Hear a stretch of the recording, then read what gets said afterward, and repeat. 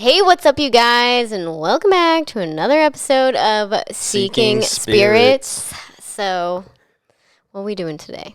We are doing a post-mortem of our investigation at Fort Mifflin in Philadelphia. Yes, Fort Mifflin. Oh, yeah. So we just want to go over a few things, something we kind of want to do after every investigation, things we experienced, lessons we might have learned at each location and stuff like that. I think it'll be cool. That way we can go back and look and go, okay, well, this is kind of how we've progressed and stuff like that. Well, it'll also be interesting if we ever go back. True. Very true. So, watch these. Sorry. Also, listen, we're at our mom's house. Shout out, Mom. Shout out, Barb. Shout out, Barb. But yeah, we're at our mom's house. We're literally just sitting on the couch. We will be bootleg setup. Yeah, this is a bootleg setup. Mary Chrysler, you're not going to see this for literally at least a whole another month. Probably, yeah. But that's when this is being filmed. There are 3 dogs. Yeah. So and there's people in the house. So just bear with us. We're working with what we got. We're trying to adjust everything. Exactly. Also, we're kind of going to do this a specific way this time, but we're kind of open, like always, we're open to suggestions of how we want to do it in the future because of the details of how we have to film all this and stuff like that. Yeah. The fact that I have to fly out or you have to fly out and stuff. That we live literally 9 hours away from the logistics each other. are a little rough. And we not rich. No. We will be rich. One hopefully, day. If this podcast takes off. One so day. If you guys could like and subscribe, please. Because flights ain't cheap. And I'll tell you what isn't cheap is the investigations. The investigations aren't cheap. Maybe that's also something we should touch on in the postmortems, how much it actually costs to go do it. True. Because what if people wants to go do it? A lot of the places don't just readily have that information online. And of course it can change. Yeah, I'll get that on my phone in a second and we'll figure all that out. But so for now, we don't have clips from the actual evidence. That's something we might change in the future, but the turnaround for these specific string of videos is pretty gnarly. We just flew back from doing the investigations, and you're only here for Christmas. No, we drove back. Yeah, sorry. We drove 9 hours back. We did, first of all, Nick flew in. Yeah. We did 3 investigations back to back that were... There's a third back there. Oh, yeah. Back to back to back. Trying to open this. We did 3 investigations. They were each at minimum 5 hours, and they were at night. So we were up all day and then all night, and then Dustin drove all the way here. Shout out Dustin. Yeah, let's go, Lil Krusty. So yeah, we've been exhausted, yeah, and there's crazy. There's also 4 different cameras. There's a lot of footage. There's audio, the EVPs and stuff like that. Yeah. And I just got my laptop to edit and stuff, and I just ordered some equipment so I can actually plug in the EVPs and listen to them and stuff. So we're a little bit behind, but so in the future this might be a little bit different. But bear with us now. So we have watched a little bit of the investigation. We reviewed some of the footage, but there's just so much of it. So we might mention some stuff that you did see in the video. Or there could be something. So for reference, this video is coming out after you actually get to watch our investigation. Yeah. So if there's something crazy that we did not catch until we did the editing, and we don't talk about it, that's why. Yeah, exactly. This is more of our... kind of just initial thoughts overall. And experience. Yeah, exactly. So, I don't know. I would say, so what do you think are some of our initial thoughts arriving to Fort Mifflin? Pulling up, what were your first thoughts? What were you feeling? Well, if I'm being honest, I was like, oh gosh, because it was the first one and it was just raining and it was cold. Oh my gosh. And I think didn't really know what to expect as far as I think at every location it's how are we gonna set up the podcast? Oh yeah, and that's a big one. So my content creator mind, that's the first thing that's going through my brain is how are we gonna get this equipment? It was pouring the entire day. Yeah. When we woke up, it was pouring. When we left, it was pouring. And I think that made it feel a little bit eerie. Yeah. More eerie maybe than it might be, but I don't know. I will say when we called to ask what time we could show up for the tour and stuff, she was like, conditions are worsening at every minute. Yeah. Because it's literally, I mean, I mentioned this before, it's called Mud Island. Mm-hmm. It lived up to its name. It lived up to that hype. No, it is Mud Island. And it was, I'm sure if you guys seen the video, you'll see we are sloshing around. It's everywhere. I mean, yeah. It's everywhere. But yeah, so we got there. We got a tour. She let us film some of it. What we've realized is that a couple, like, that was the only place that she was willing to let us film it. We didn't like hardcore film the whole thing, but you can kind of see some like B-roll of her showing us around and stuff like that. A little bit of her is featured in there. Because some people just didn't want to be on camera, which is understandable. It's a combo of not wanting to be on camera and also like you don't want to spoil the whole tour thing if people are going to come and visit as well. And paid to visit. Yeah, exactly. So they're trying to make their money. So we respect that. So. Yeah. But I would say after she gave us a tour, I was pretty hyped. I mean. Yeah, I mean, like. On the tour, I think I was more scared. Scared than anything? Than during the entire investigation, if I have to be honest with you. Yeah. Well, not the entire investigation, but. I mean, hearing her give us all the stories and stuff like that kind of, makes it spookier because you're like, oh, crap, like this happened in here. Yeah, sorry. I keep having to adjust my mic because I feel like my back is going to fall off. Anyway, it's okay. I have back problems. Shout out back problems. Let's go. Yeah, it was interesting and also like to hear just some other stuff that maybe hadn't been like in the show necessarily that we watched or that were like more recent. Yeah, I will say it was really interesting that because if you watch a bunch of those shows like we did and I like outlined it, and I kind of it was written on my outline, but I left it out when we did the pre-podcast because one of the things that people used to say is, oh, there was a woman that was hung there. And she was like, no, She said it wasn't true. She said it wasn't true. And they called her the screaming lady. Yeah, and she said, you can't scream with the noose around your neck. Yeah.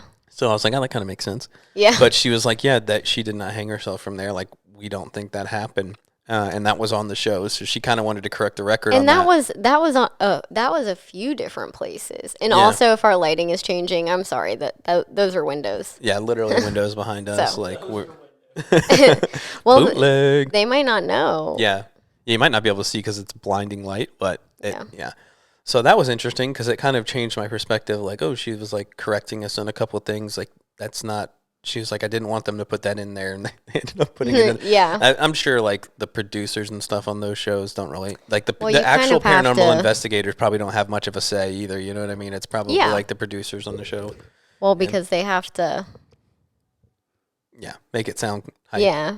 Also, like, a lot of this stuff is, like, we've learned this, too, by going to all these places. They don't know. You can't confirm a lot of this stuff. Yeah, like... it wasn't like they were keeping like detailed historical records of this time. I mean, it was the 1700s. Yeah. So like what were they supposed to be doing? Yeah, they didn't have QuickBooks and Excel. Yeah, and like there wasn't YouTube back then, so they're not just like they weren't watching podcasts. There wasn't a news story like this lady. Yeah, they definitely weren't subscribed to Seeking Spirits. Yeah, they weren't, but you should be. So. Period. Period. Dustin hates that. He looked up so mad as soon as she did it. That's so funny. I'm gonna sit back.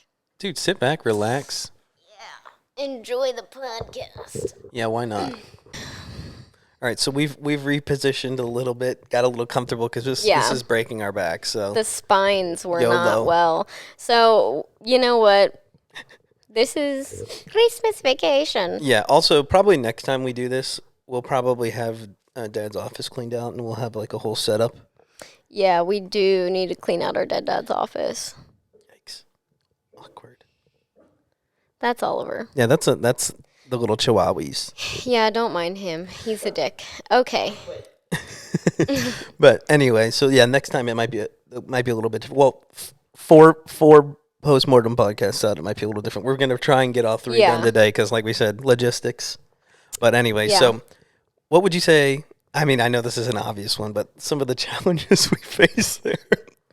What challenges did we not face there? Yeah. Well, okay. The freaking rain. Oh my gosh. Okay. I don't think people will fully understand no matter what we say. No. Because the thing is, it was like extremely cold. Super much. I mean, I was walking in water like ankle deep. It was crazy. It might have been maybe like lower on your guys' foot. Sorry, I don't know. Like in Casemate 5, Mm-hmm. it was like 3 inches of water. Speaking of Casemate 5, there was a freaking bat. It's freaking bats. I love Halloween. I love Halloween. Yeah, but that might have been the scariest. Honestly, that was the scariest part. Literally, Holy. we were like, because Nick, he was staying in Casemate 5, and we were like walking back out because he was going to like do some solo stuff in there. While we went and like got some B-roll or whatever. And Dustin and I, it was like really up to our ankles in water. Not even a joke. Yeah. Like, and mind you, that's like inside. It's messed up. Yeah. And then we're walking out and a bat flies out of Casemate 1. Or was it 2? I don't know, whatever. It doesn't really matter which it was a bat. That's all that matters. I said I was not expecting. Also, I spoiled today. I told Lexi, she doesn't know yet, because I kind of went over some of the footage of Fort Mifflin. Not all of it, because there's just so much. But I spotted, when we had left, I had a static camera in our room that we'd set up our equipment in, and a mouse went up the door and then went and climbed all over our stuff. So yeah, dang, maybe we shouldn't leave like the podcast equipment out. We should probably like wrap it up. I don't think we have time to re-go and do the podcast after, so it's like you're probably right. We could just wrap it up. We had the idea maybe we'd go back and sit down, but it's like there wasn't enough time. We're crunched for time. We're tired. Those were 5-hour investigations. Mm-hmm. Well, this one specifically was 5 hours. No, what was this one? 7? No, it was 5. It was? Okay. Okay. I don't know. We got there at 7 o'clock, I guess. Left at yes. 12? Okay. Yeah. So that was 5, which is like, you have to shoot the podcast, which takes, at least takes a good bit. At least 30 minutes to an hour. We had to do the tour. Because we have to set up, too. Yeah. We had to do the tour with her, which probably took another 30 minutes to 45 minutes. Mm-hmm. So it didn't leave us with a ton of time to investigate. We were kind of crunched for time.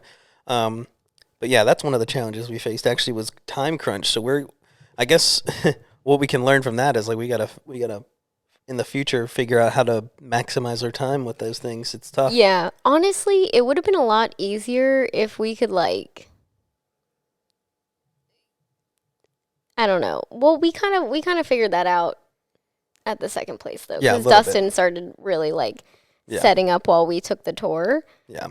But something we're gonna kind of try and capitalize on. I think I'm gonna probably film, if they let us film the tour, I'm gonna film it while Dustin tries to set up the podcast. That way we can kind of get ahead on time and stuff like that. Yeah, but also there was just other stuff that we had to, like challenges that we had to face, like the airplanes. It's right next to the Philadelphia airport.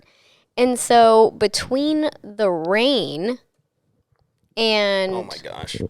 The rain and the airplanes. Yeah. There was like... It was very hard to audibly capture something. I'm not going to enter my password because I went idle. That's okay. Yeah. But yeah, so it was like... I think it was harder to get evidence. It was. I would say like audio evidence was just, I mean, it's automatically almost gone. Like not even just like audio on the cameras, like just our ears. Yeah.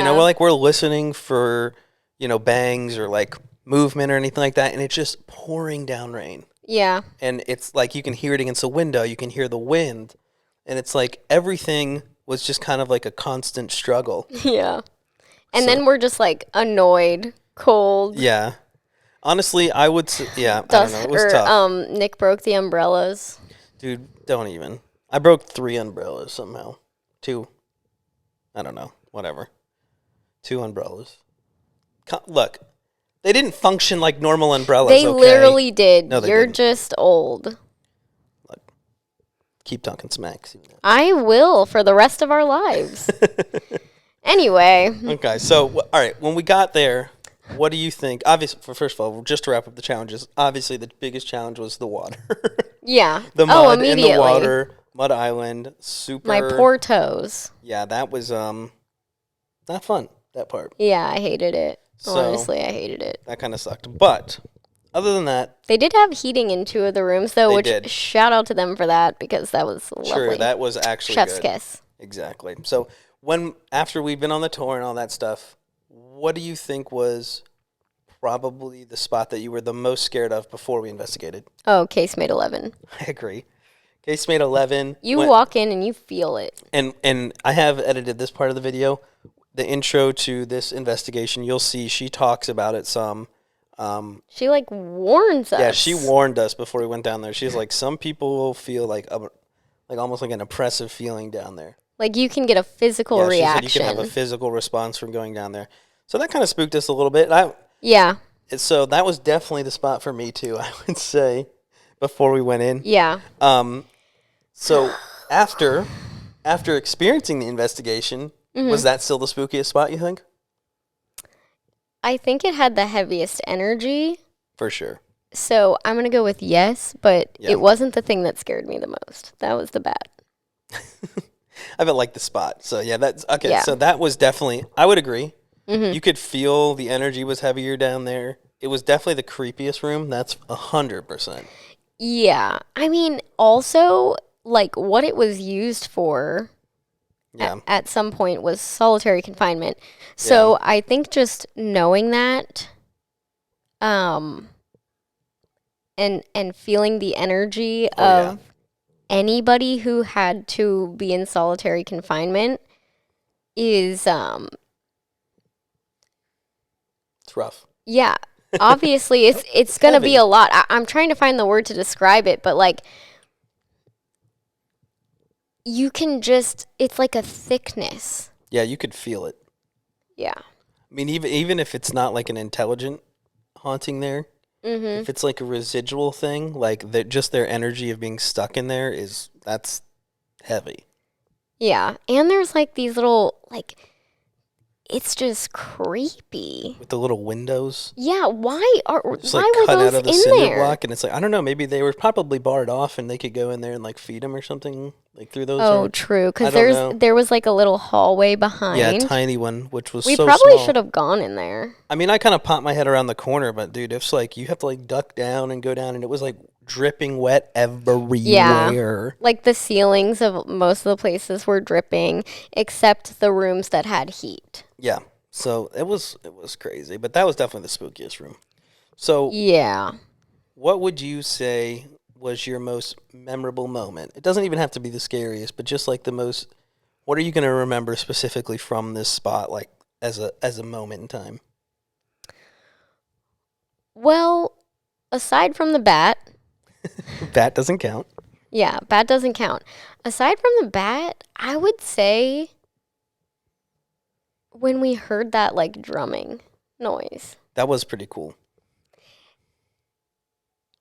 It was a cannon followed by drumming, and I see there's no way that our camera probably not because of the rain was just coming down.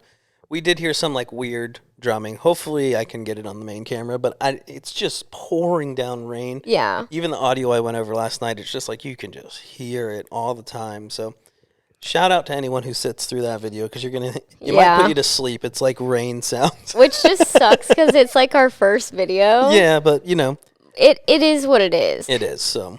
I mean, what was yours? It's tough to say. I would probably say just being down in casemate 11 and just feeling how weird it was. Yeah. Was kind of cool because I've seen it on so many shows and stuff, and I know how gnarly it is down there. Yeah. So to just step foot in there is probably the most memorable moment. It's something that I'll probably remember just going down there and being oh shit. Yeah. We're here. Because, like, taking us on the tour and stuff, it was like, oh, this is cool. This is crazy. This is crazy. And it's like, we're going to casemate 11. And she, like, gives us, like, a warning. And it's like...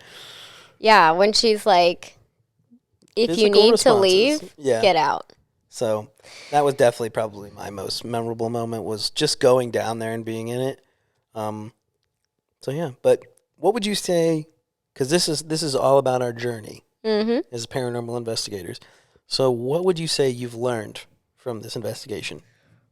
Well, one, I think I've learned that bigger doesn't always mean better. Like, there were a lot of places to go and investigate. Like, there was a lot of different buildings, so many that we didn't even get to all of them. Yeah. But comparatively, like, I mean, I could be totally wrong after you edit that video. Yeah. I'm going to be honest, not that much happened. No, not.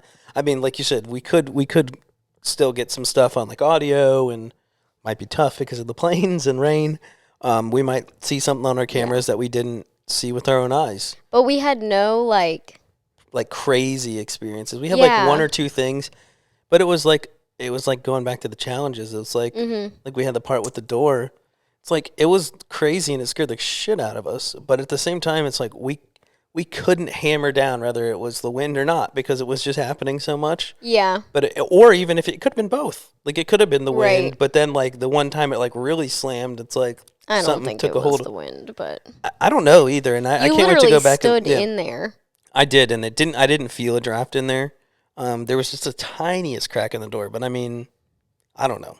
It was weird, and like when I mentioned it to the guy after, he didn't say he heard of anything like that. But so you have to think, there's like a million doors in that place, and we didn't know exactly which room that was, like, what to call it, because that room wasn't like super significant when we walked through it. It was the captain's quarters, I think, but like it was like the back room of the captain's quarters, so I don't know. Well, because there's two different rooms there. Yeah, exactly. So I don't know if he quite understood what I was talking about, because it was like still pouring down rain. It was like 12:30, and we were just trying to get out of there, and I wanted to just ask him a couple questions. But yeah, I think what I learned was that I think we learned, like, it's not gonna come easy. Yeah. Like, I think we earned our stripes on this one. Yeah. You know what I mean? Like, we had to battle the elements.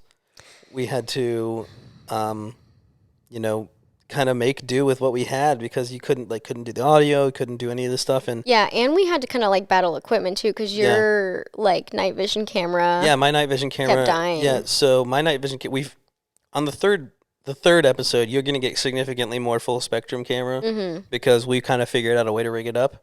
But like the camera's amazing. The camera's amazing, but it dies in 30 minutes, and you can't charge it unless you can only charge the batteries inside the camera. Yeah. So we were like, okay, we need to figure this out. So what we ended up doing finally is putting a USB, like a portable USB power source, and mounting it to my camera mount. By mounting it, we mean we put 3M strips on, and then we use painter's tape to hold it on. Got to do what you got to do. Honestly, it worked really great. I think that's something too that we should probably talk about in all these postmortems, is like, just like the equipment that we found really good or had trouble with there, because chances are, if people are interested in this podcast, that maybe they would be interested in actually going to these places. Exactly. And they might want to know what equipment, so that they can, so without source it themselves. Without spoiling anything for the next two episodes, and I will say I was shocked that the REM pod didn't go off a single time at Fort Mifflin. No time.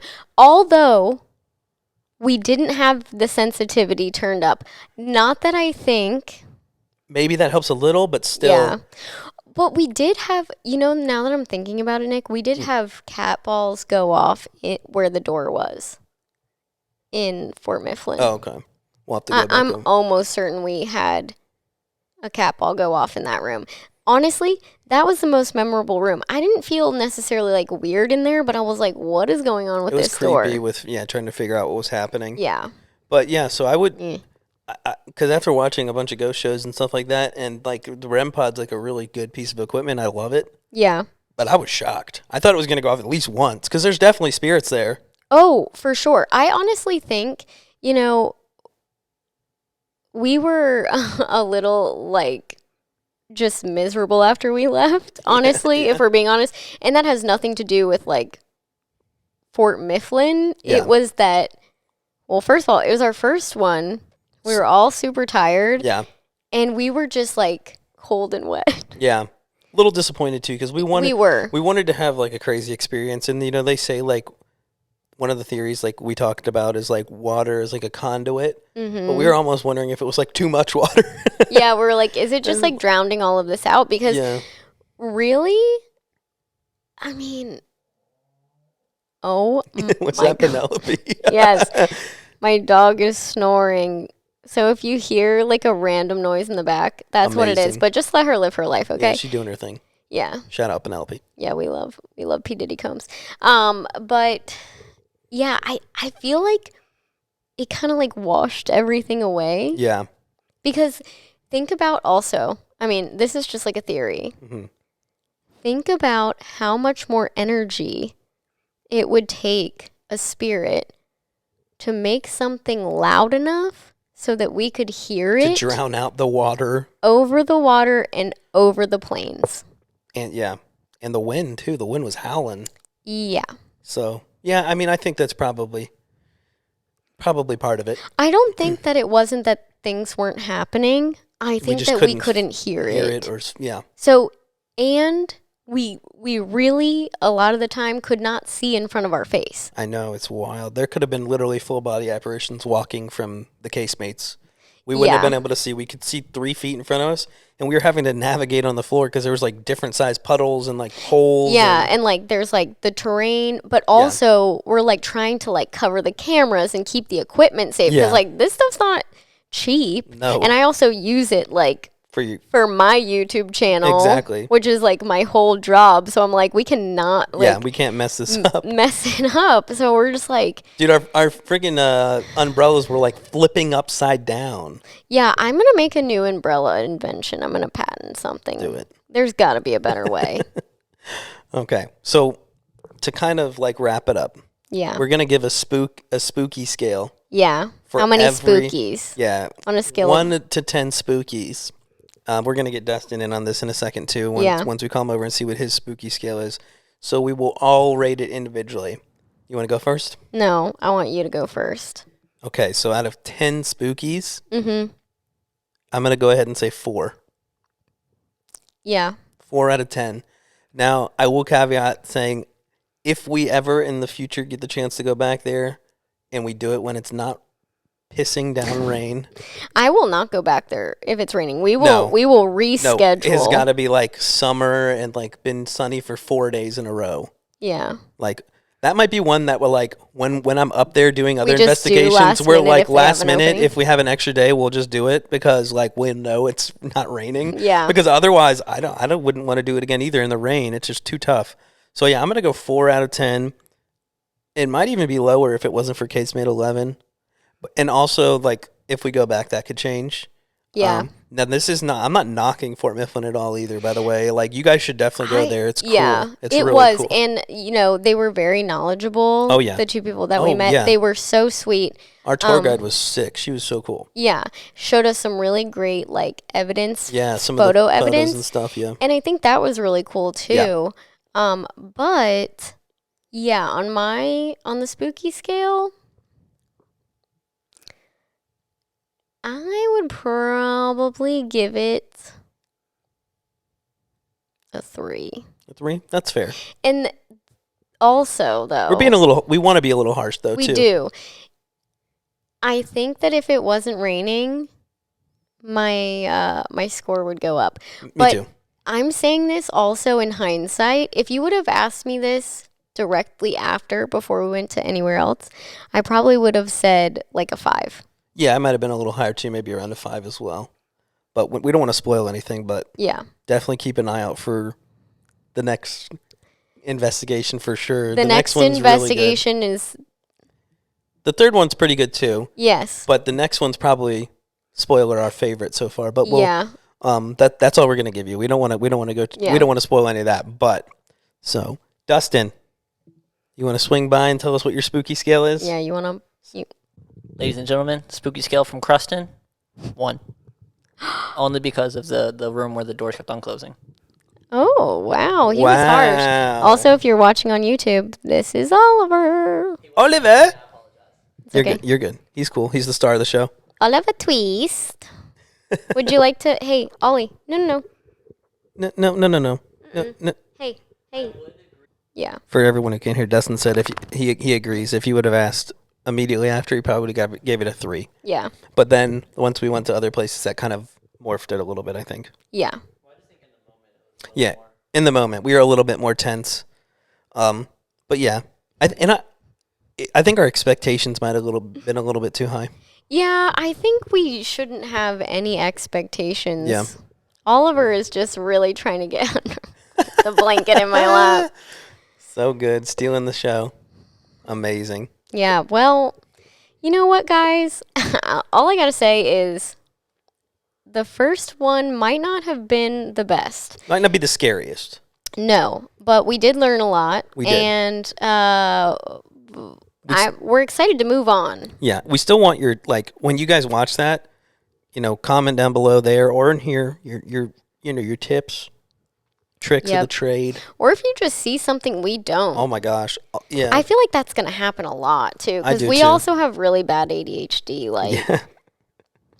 Like when I'm reviewing evidence, I'm like trying to look at one doorway and I'm like, what if something happens in the other doorway? I can't look at all these at the same time. Yeah. I can't watch this 3-hour video 5 times. That's true. So I am I think I talked about it a little bit. I'm considering uploading some raw, static cam footage. Mm-hmm. That's kind of just a Where's Waldo for people. Hey, if you want to have fun, go through the, I'm going to look over them ahead of time.